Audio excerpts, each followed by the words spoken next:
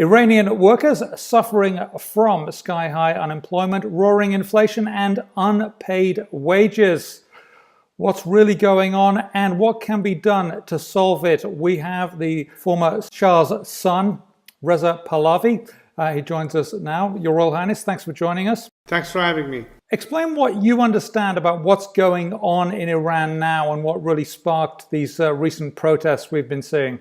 Well, in a nutshell, we're talking about 40 years of utter mismanagement of the country's affairs under an extremely corrupt regime that couldn't care less about the fate of its citizenry, and instead is squandering our country's resources to conduct proxy wars and interference in other countries' domestic affairs in the region and beyond, with the sole ultimate goal of exporting their so-called ideology and impose it on others around the world.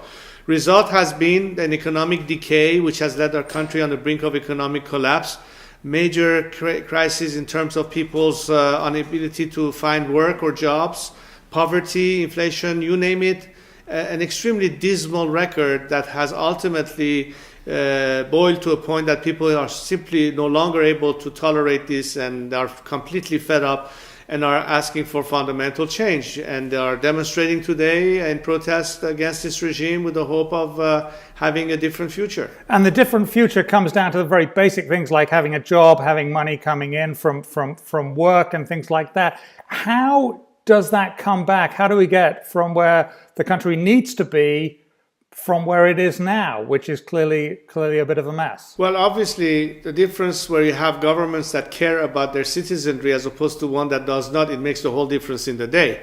Iran should be South Korea today. Instead, it's North Korea.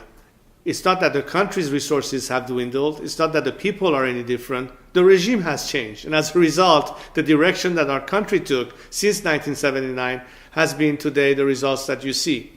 The Iranian people have had 40 years worth of experimentation under the tyrannical and authoritarian dictatorship of a clerical regime.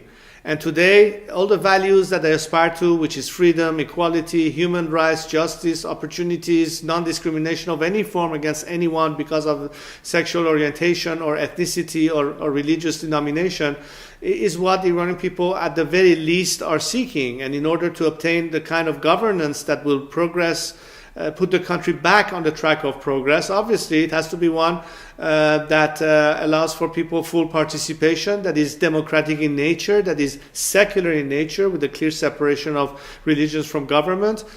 The only time we can have an element of sanity, transparency, accountability, responsibility, which is what governments are for, to be at service of their people, and public servants can do their job, as opposed to a system that cracks down on people the minute they have the slightest protest and use a machinery of coercion, which is deeply rooted in a paramilitary system that is now a ruling mafia in that country. We should not expect any different result than what this regime has done. Your Royal Highness, do you think it can be reformed? We keep hearing about reformist candidates for government within Iran. Can the system be reformed, or does it have to be just scrapped?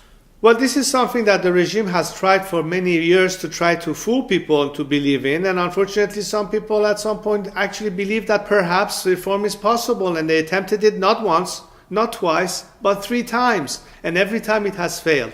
The reason it has failed is simple. There is no possible way that you can bring about change of policy or laws in any country from a parliamentary process where unelected leaders with absolute final say can pretty much make the final decision. In other words, legislation is impossible under the current constitution to bring about any reforms. If tomorrow people, shall we say, want to put an end to this regime, there's no instrument that enables people to conduct free elections to do so under this system. There has never been a free election of people's chosen candidates. They had to go through a filtering process, and only the most dedicated to this regime passes through that seat. And at the end, people are forced to choose between the lesser of the evils, and then they end up with this guy or that guy, which at the end are there to preserve the system. So if there was any credence or any necessity to give an opportunity for the so-called reform to take place, Today, this concept is completely abandoned and forgotten because people know that this is just a waste of their time. It's never going to happen. So as far as I'm concerned, and millions of Iranians are concerned, this issue is dead.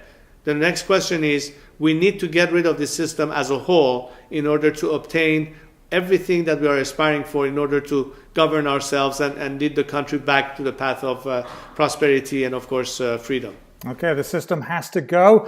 There you heard it from His Royal Highness Reza Pahlavi. I'm Simon Constable, and that's it.